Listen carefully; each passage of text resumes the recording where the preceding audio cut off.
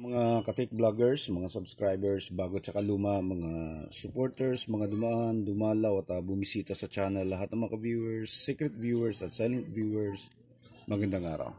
So meron tayo dito ginawang CRT TV, Samsung 29 inch. Ang problema nito kapag sinaksak mo ay pumuputok, kaya hindi makalabas yung kanyang display. So merong arcing nung binuksan natin, tinignan natin siya kung saan nanggaling yung kanyang putok. Nanggaling siya dito sa kanyang anode cap. Dito nanggaling. Yung kanyang anode cap nag-leak, lumabas yung high voltage, tumama dito sa kanyang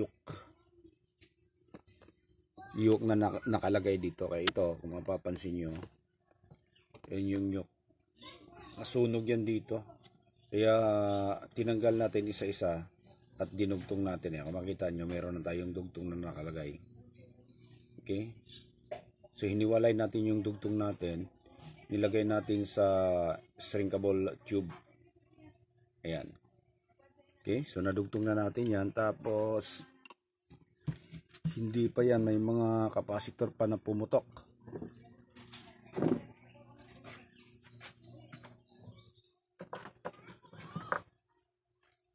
Yung nito, yung kanyang tawag nito, yung kanyang filter, yan kung mapapansin nyo ay nagparali na tayo ng dalawa dahil wala tayong makuhang parihong value. So original value nito ay 330 microfarad 400 volts. Ayan siya. Ayan. So ayun putok siya. Okay. Pagkatapos ayan, dalawang capacitor. Ayan siya. So isa dito sa vertical, isa yan, bago yan. Tapos ito naman dito. Ayan siya. So yan yung mga pinalitan natin. Tapos tinata din natin ng hinang yan, dahil alam nyo na pagkaluma, madalas yung napakaraming cold solder, kaya halos 2 metro ng soldering lead yung ubos natin dito. Okay, tapos yung dito ay kung mapapansin nyo dito sa taas, yung sa tube natin, dahil nga may leak siya at wala pa tayong bagong ganito,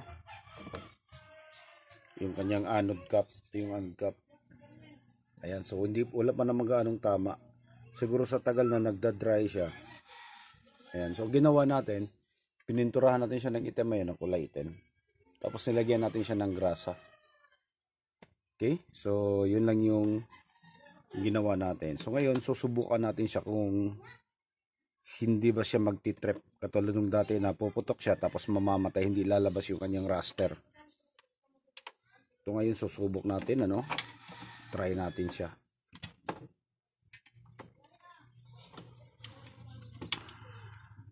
So dalawa to, parehong Samsung. Pagkatapos natin gawin to, meron pa tayong meron pa tayong isang 21 inch na ganito din, Samsung din.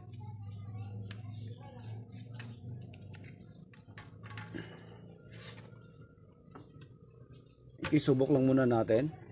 Saka na natin yan i-align ng maayos kung magno-normal na. Kung makita na natin na may raster na lalabas.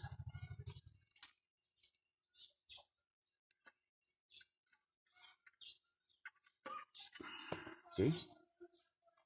So, try natin.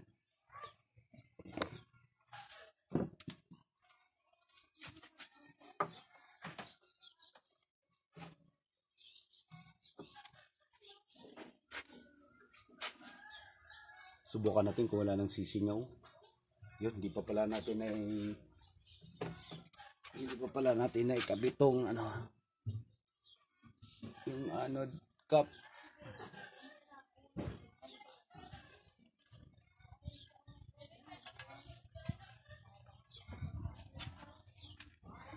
kabit muna natin. Yan o.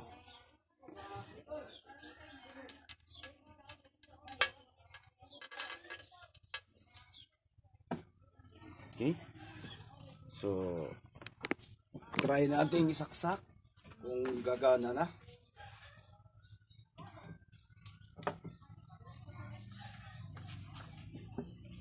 Ayan, wala nang pumutok. Okay. So, subukan natin dito kung magkakaroon siya ng thruster.